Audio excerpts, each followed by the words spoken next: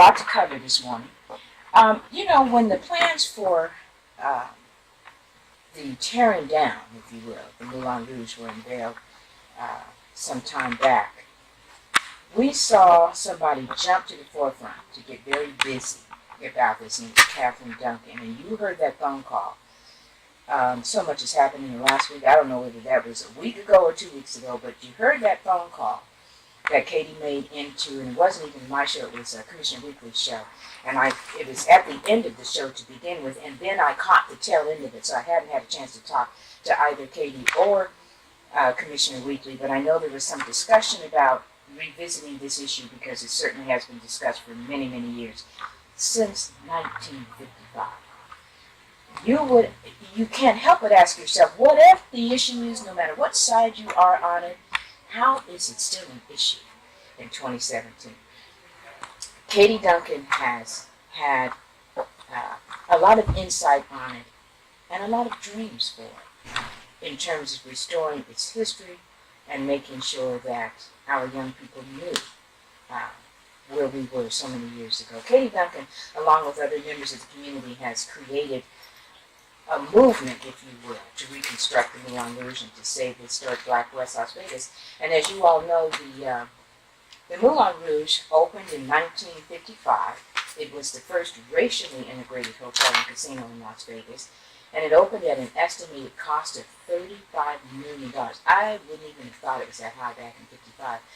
But anyway, Katie's hopes were to create a full-scale Afro-themed resort. I don't know if those are still the hopes that she has for the property, but more importantly, she was hoping that they would find an investor or developer who would be willing to work with the community, Katie's Ward 5 Chamber, and to make sure that the dreams they have were implemented. This would be someone who would have the money to put down on the property and to reopen working with the community and their input. So, with that said, I want to welcome Katie to the show this morning and say, Katie, you must have been excited when the deal went through for the county to take over. It sounds like a perfect match for what you wanted. Before I start, Patricia, thank you for having me on the air this morning. You're very welcome. I want to thank Dr. Hatchahan for giving me the understanding about how to deal with white supremacy, how to let go of resentment, and learn to forgive, so that I could have the heart to move this project along. Mm-hmm. The Moulin Rouge opened, as you said, in 1955. And in that context, we have to look at what else happened in 1955 in America. The same year that the Moulin Rouge opened, it opened in May, the last week in May 1955. Emmett Till was killed August 28th the same year.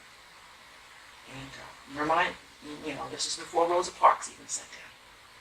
So we had a time in America that was totally segregated, and blacks were treated even more unjustly. So a group of investors opened a resort in Las Vegas that will actually welcome black people. It was called Moulin Rouge. And it wasn't so much the building that was great about the Moulin Rouge, even though it was one of the more fascinating resorts. It was the entertainment. It opened with Dr. Bob Bailey's, the MC of the show, the Platters, Hines and Dad, you remember Gregory Hines. Mm-hmm. You had the Little Master Trio. You had a show at the Moulin Rouge, and it was covered on the cover of Life magazine after 1 month of opening, showing fabulously costumed black dancers, all of them on stage in Las Vegas, male and female, putting on a show that was a Parisian-themed show that rivaled no other show in America. It was just to hear the people talk about it, it was fabulous. It was fascinating. And not only did black people come to the Moulin Rouge, it attracted a lot of white people too. And this was a time when blacks and whites were not permitted to be together in public. So it was challenging for the government to have such a fabulous resort in Las Vegas at a time when segregation was the rule of law. So the Moulin Rouge opened the last week in May, and the first week in October, the sheriff's deputies came to the property just before the show was about to go on. And Dr. Bailey in his book talks about he was waiting for his curtain call, because it had been such an exciting time, and the show was not allowed to go on. The sheriff deputies came in and turned the slot machines to the back and closed the resort down after the people were allowed to have their dinner. So to this day, why that property closed remains a mystery according to modern historians. We have found no lawful reason for the sheriff's deputies going, no legitimate reason, and no probable cause, no due process. No one was shot, no one was murdered. There was not a call because it was being robbed. None of that, none of these facts are there that we know about.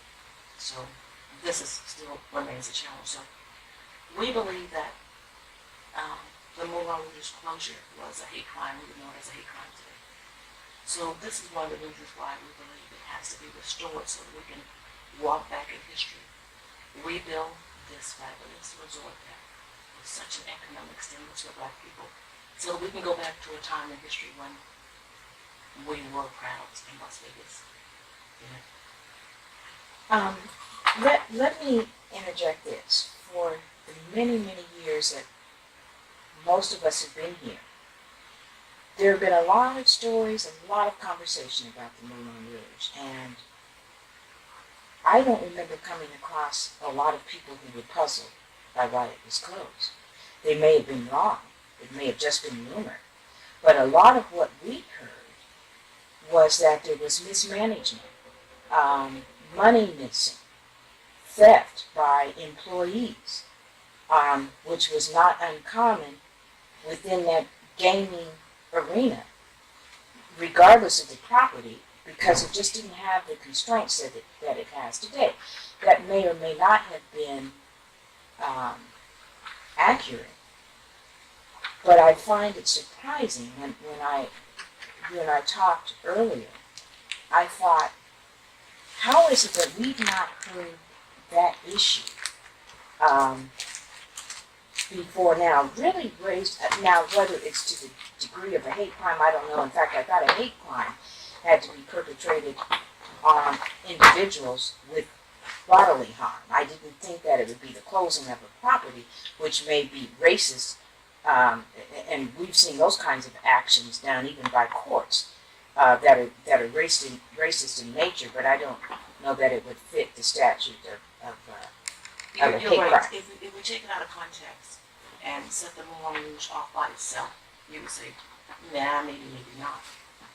But if we look at the history of Black business on the west side of Las Vegas, even as we sit here now, the Moulin Rouge continues to burn. And it's a historical site, is that correct? It's listed on the National Register of Historic Places, the state and city registers. And did this issue come up when that designation was given?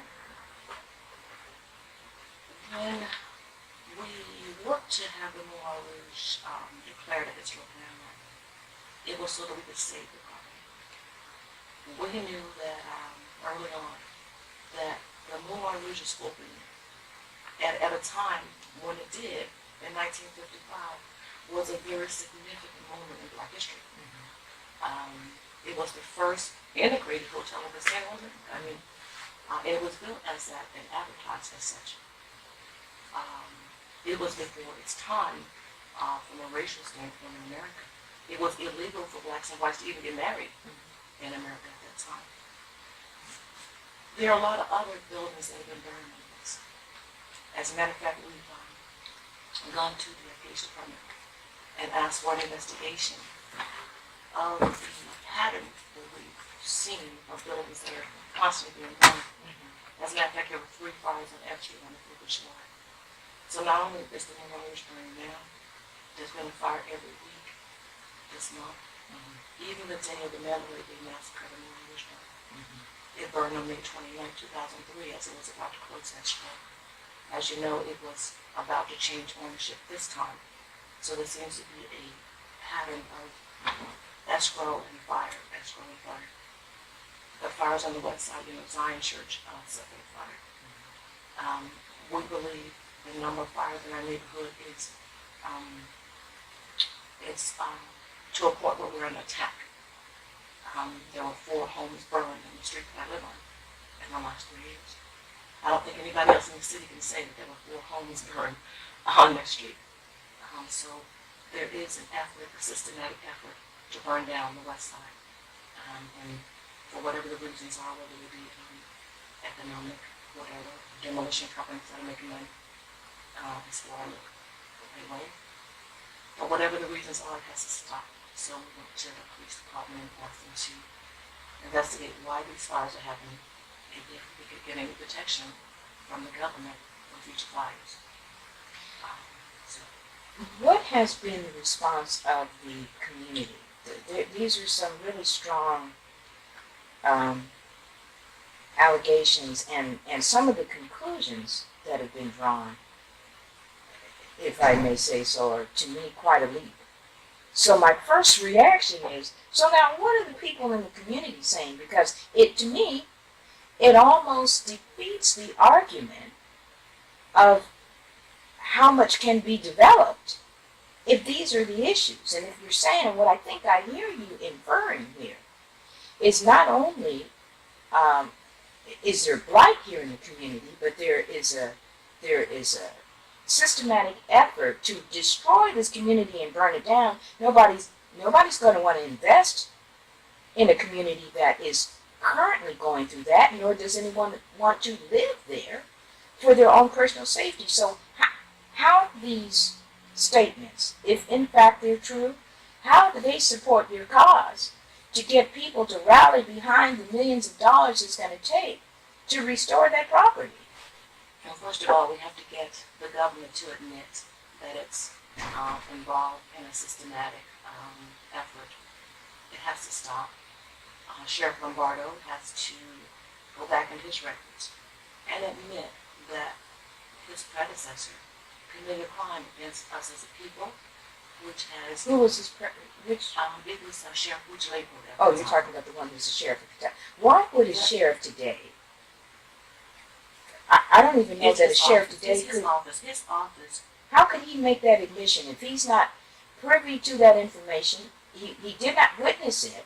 Why on earth would a sheriff today speak of the intent of someone back in 1955 that would put them in a position to be sued? You're talking about liability here. You're talking about a lot of years, a lot of families.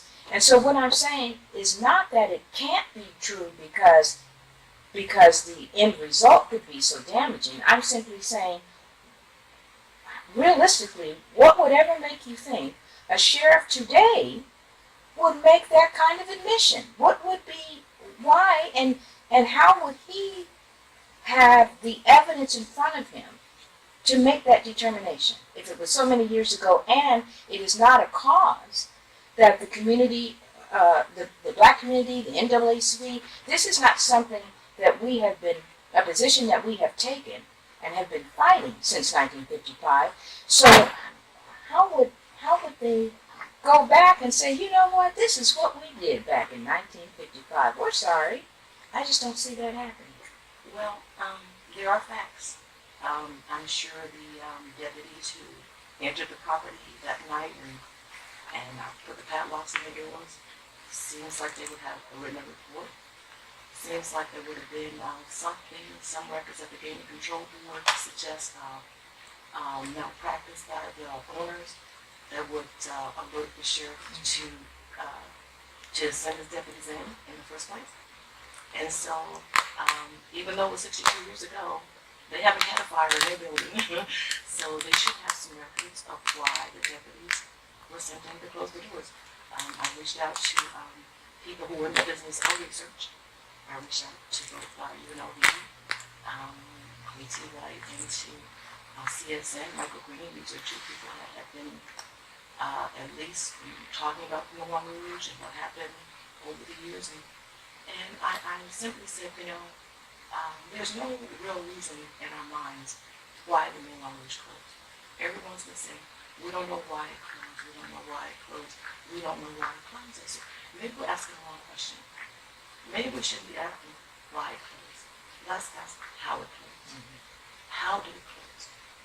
It closed when the sheriff's deputies put the padlocks on the doors. So now that we know how it closed, we can go back and ask them to produce the policy. Because until now, in our mind, there was no lawful, no legitimate reason, no probable cause, no due process. Let me ask you, with what happened with the tragedy on the strip on October 1st, 59 people were killed. How long did the neighborhood stay closed?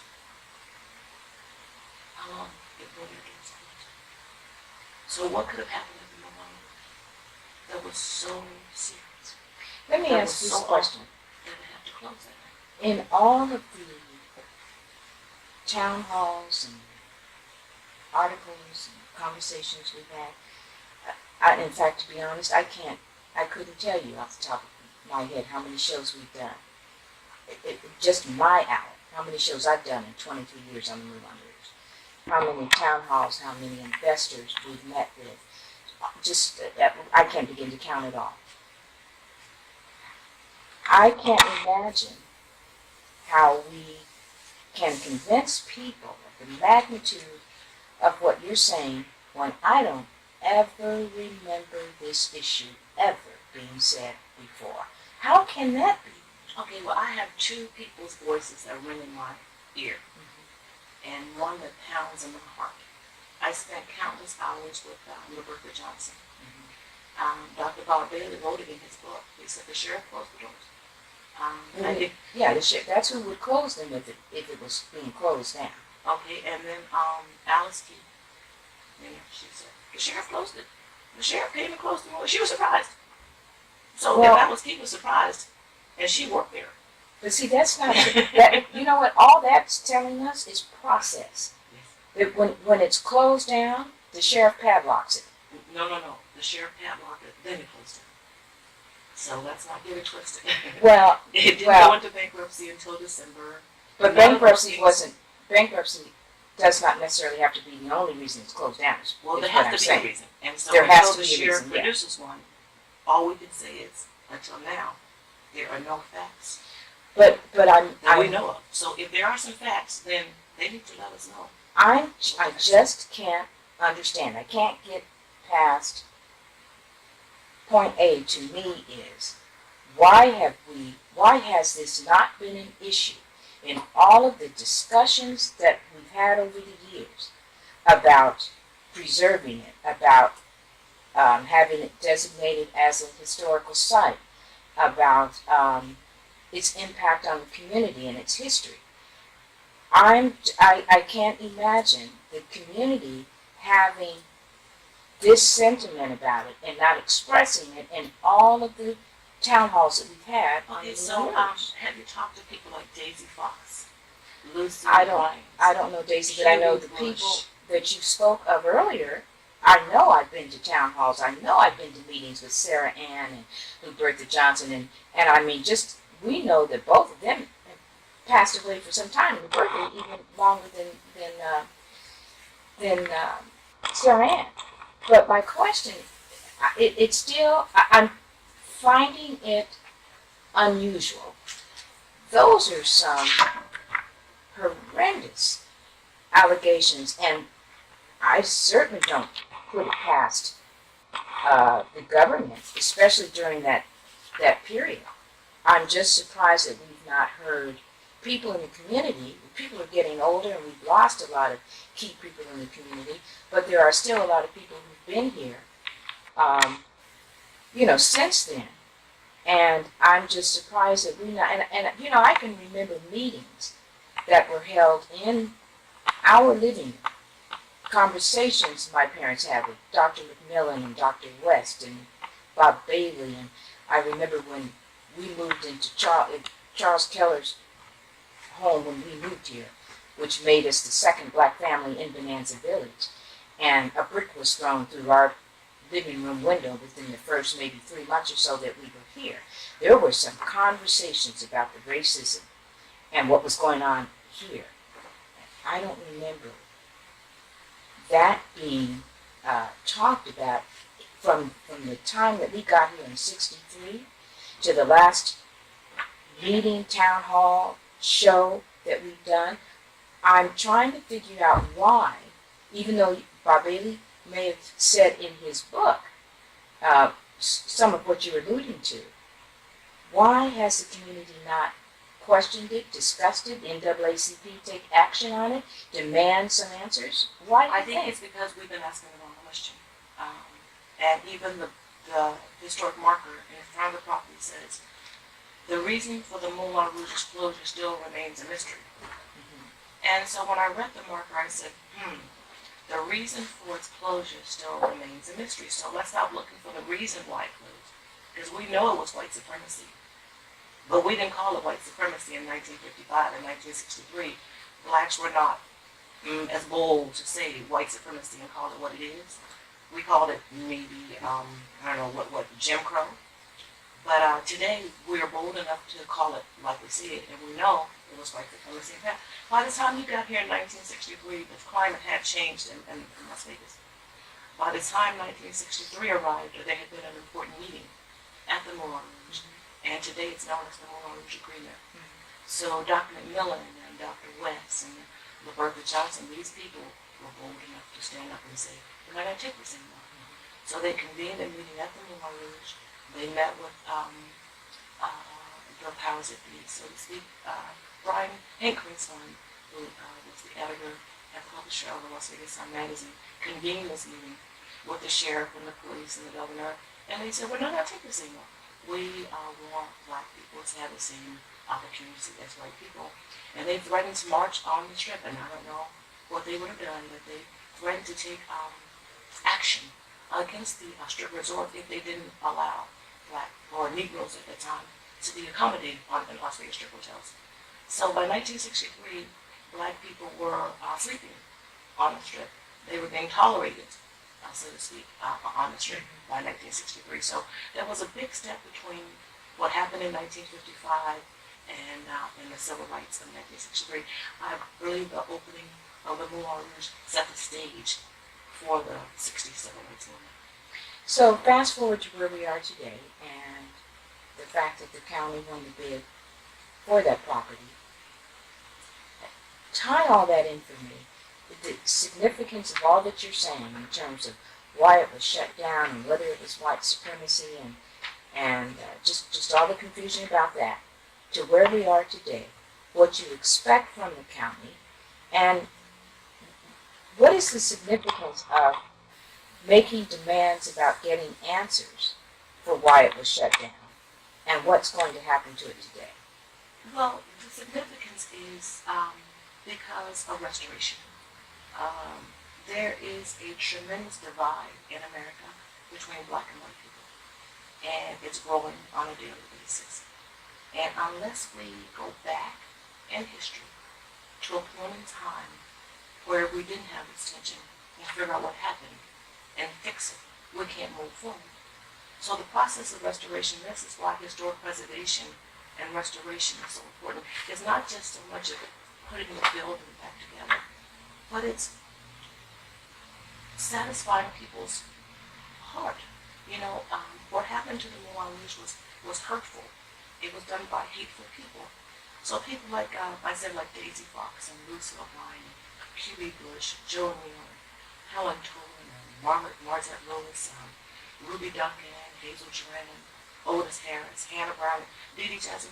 These people are still living in this community, and they're hurting. And unless the next generation can pick up and take it back to a time when they were proud, it's very hard to understand how to forgive these hateful, hurtful people what they did. Well, don't you think that if you don't get the support of the community on your position, you're not going to convince the sheriff or anybody downtown with any power?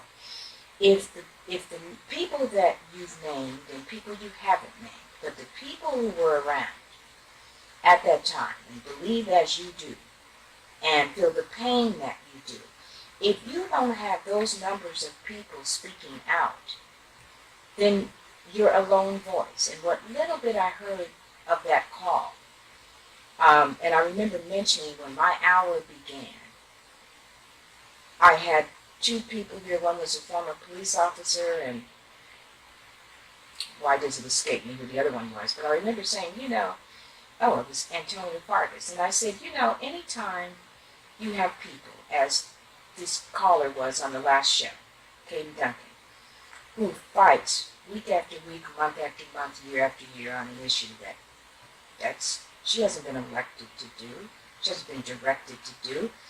Nobody's paying her to do it. This is someone in the community that is passionate about her community, and she's working very hard, and people tend to, especially in our community, sort of step back and expect you, the community leaders, to take the charge and run with it and resolve the issues. But at some point, you have to have the buy-in and the support from the people in the community. And Katie, you've been fighting this a long time. And I'm starting to suspect, I don't know this, but I'm starting to suspect that the attitude of people, and it isn't just this community, this city, this state, but across the nation, when we talk about race relations, we hear terms that are almost used differently, almost have a different meaning. Just as you made reference to the closing as a hate crime, and all of this is white supremacy. That's the hate crimes and the white supremacy is not the terms that would have been used in issues like this 30, 40 years ago. So there's a breakdown. There's a miscommunication and a disconnect, and I think some of it is generational. So you've got people who remember being there. They know the conversations that we have privately about what was going on, and then those conversations that we have publicly that are recorded. So what we as a community believe to be the facts aren't spoken in quote unquote mixed company. Exactly. So we have two different sets of truths here. Right. So Dr. Stephen Crimes, bless his heart, he has taken the leadership role of the Community Development Commission. Okay. And he's surrounded by a group of really dedicated, concerned volunteers like Dr. Brenda Braun out of Second Baptist Church, Pastor Charlie Alexander.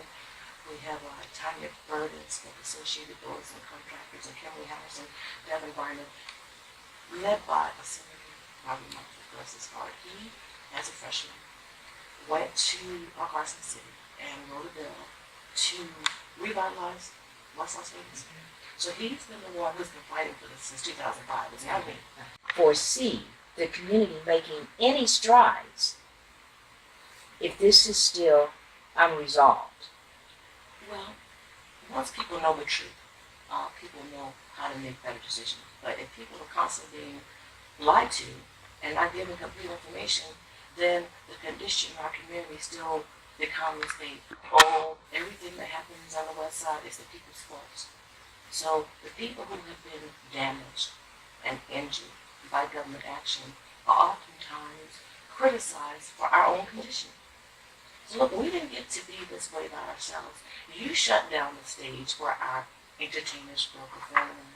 We had economics in our community. People were buying homes. People were working. There were plenty of jobs. And during that time, we didn't have this high unemployment. We didn't have this high incarceration. We didn't have this black-on-black crime that's going on today. So if we want to figure out why we lack economics in our community, it's because we've been hated on, we've been stomped on, we've been burned out. So blame us for our condition. But you see what I'm saying? You can't blame the people that you are warring with for their condition if you keep beating on them. You cover a lot in just a few statements, and they don't contradict each other, but what they do, I think, is set you apart from the general consensus in the community. If you've got, when we look at West Las Vegas and not the strides that we have made, but have not made, are you saying that is the direct result of what happened at the Moulin Rouge? That's a big part of it, and not only that, have the systematically caused every black-owned establishment to close that had entertainment and gaming. They've also managed to dump all of the less fortunate people who have lost their minds, their money, their homes, in our neighborhood as well. We're the home of the Rescue Mission, the Salvation Army, Catholic Charities, Salvation Army. All of these care providers are situated in our neighborhood, very close to the Moulin Rouge. And so when developers come into town and look at all this amazing space, I mean, I had a group from China that said, you know, the West Side is the best piece of land in the world. In the whole world, he says, you're overlooking Las Vegas. No other property in the world can make that claim. The historic West Side overlooks Las Vegas. Very great piece of real estate, doesn't flood, excellent for development. But when they get there and they see the plight of the people that are sleeping and living under the bridges and the alleyways and walkways, all concentrating in one neighborhood, instead of them coming in to try to build, their efforts go toward trying to save our age-old problem that we could, fix ourselves. So the burning of the systematic burning of the buildings, the homeless, the historical denial of black people to privileges, all play a part in the condition of the West Side today. So what would you like to see the county do? I like the county to play its role. That this isn't the first city in America that's gone through such a challenge. I mean, we've been integrating all over America. The challenge has a very important role to play. And they are to support, they're to support the community development operations. That's the role of the county. Support it. And so what do you want to see them do with their property? Well, I would not like to see them own it in the first place. Yeah. And So you know that what, would be my Katherine? desire. I asked you the question, but I want to interject something. My concern, and as you talked about the service providers, that's a trend across the nation that has to stop. And as we talk about community development and reinvestment, you keep putting the service providers in the community, and all of the different people that you described are going to be attracted to the neighborhood because this is the easiest place for them to come to get the services. If you're homeless and all your homeless shelters are on four corners across from each other, and you can walk to the Salvation Army from there, and you walk up a few more blocks and you can get Social Security, or you can get food stamps, or welfare, or Clark County Social Services, whatever. I don't even know what's over there anymore, but I do know service providers have pretty much replaced the businesses in Nucleus Plaza. And this is happening all over the country. The service providers are needed. I did it for 26 years. I was a social worker, so I know those agencies are important and they're needed. But there's not going to be any economic growth in the community if all you do is put social services in there. If I'm not mistaken, I thought what was reported last week on this issue is that there will be social service providers at the Moulin Rouge property once the county shouldn't ever be the owner. Yeah. Okay, so what role did the county play in establishing the Mob Museum? What role did the county play in reopening F Street? There is a role that the government plays in economic development, but it has to be for economic development. My question is, what role did the community play in all of that? Because you see, Oscar Goodman came in this studio and sat here with me on the show, and we talked about F Street. We talked about the thousands of dollars it was going to cost to reopen it. And he proposed the question, what would the people rather have? Okay, so when Oscar talks about people, you have to ask which people are he talking about. I don't have to ask Oscar that. I know exactly who Oscar was talking about. So the question is, the people need to start asking themselves some questions, each other some questions, because if there's any issue with F Street today, this Saturday morning, and the condition it's in now, where were the gains? What was the purpose? What was invested? Was it a smart move? And was anybody listening? And the challenge with F Street is that we had people who didn't live in the neighborhood, who didn't do business in the neighborhood. They were not the schools, they were not the churches in the neighborhood, making decisions for the neighborhood itself. So the power of the people was taken away by the community and the government. I don't remember it that way at all. There were a lot of conversations about what needed to be done. There was more emotion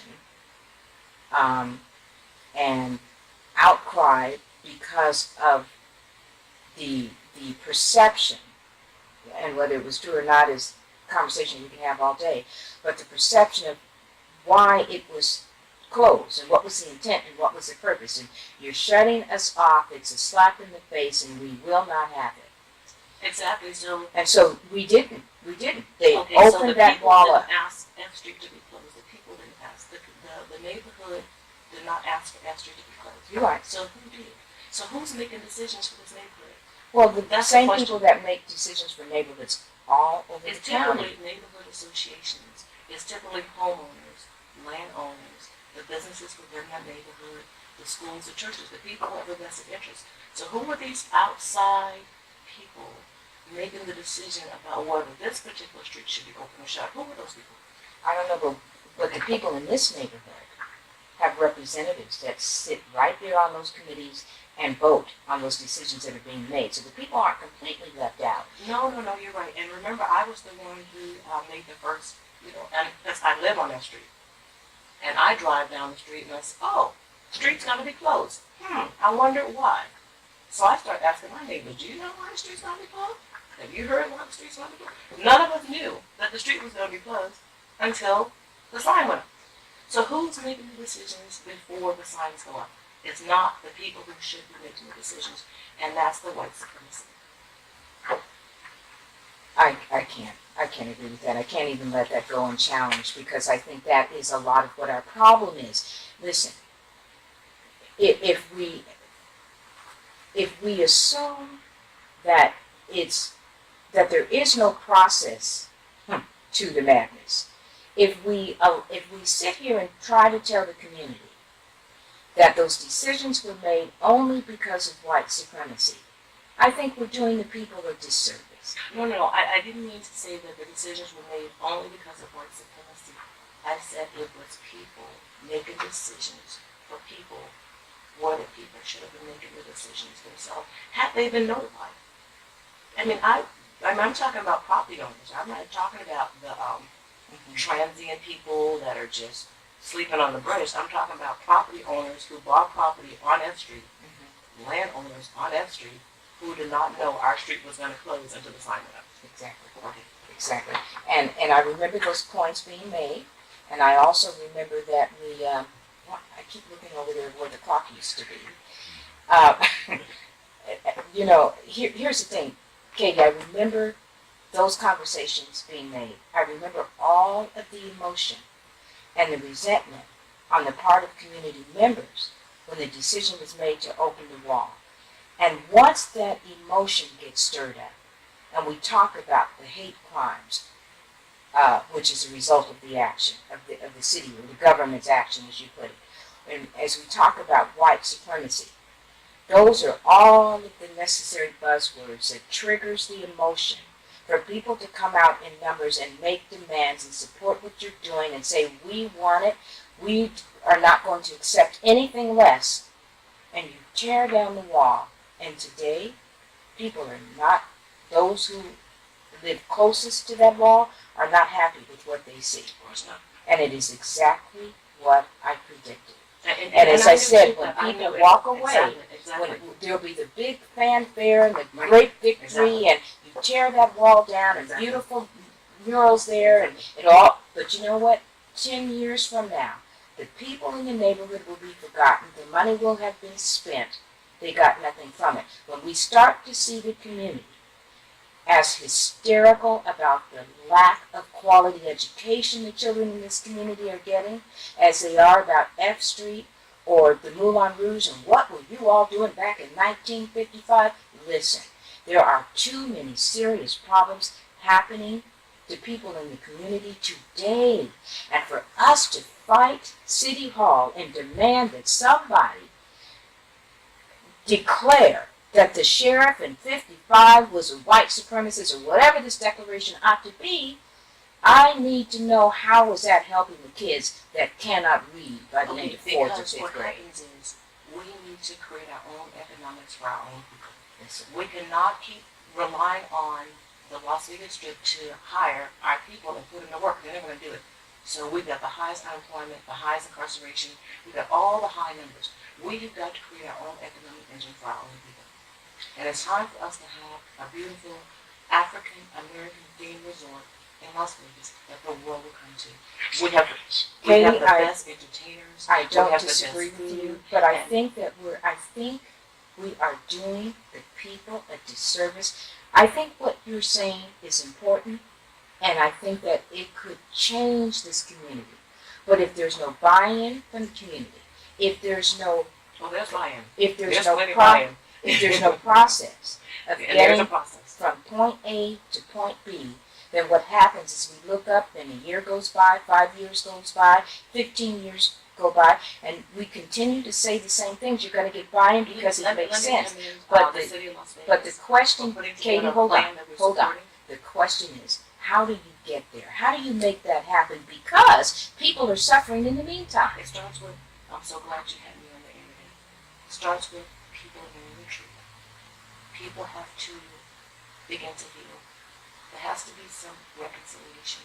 There has to be some letting go of resentment on the part of Black people. We have to learn to forgive white people. White people have got to apologize for the sins of their ancestors, for their predecessors. That's restoration. It's a spiritual process that we have to go through as a people. And the rest of this world is dependent on us here having us leave. We're going to take some calls, Katie, but my question still remains. Why don't the people know the truth? This happened in 1955. We know the truth. We know that the sheriff came into the Moulin Rouge and padlocked the doors without any legitimate reason, no due process, no probable cause, no 911 call. Nobody was killed. The sheriff came in and padlocked the door. Yes. That's a fact. That's the fact. Said, Otis, that doesn't make it a fact because Hughie somebody Bush said was there. And Alice Key said it. There's eyewitnesses today that will testify. And did all of those eyewitnesses add the rest of your sentence that it was done by the sheriff's deputies? And that's where the facts end, and the speculation begins after that. Is that what you're saying? we need the government to give us the facts. So the answer is yes. The facts end there, and the speculation begins after the padlock. Let's find out.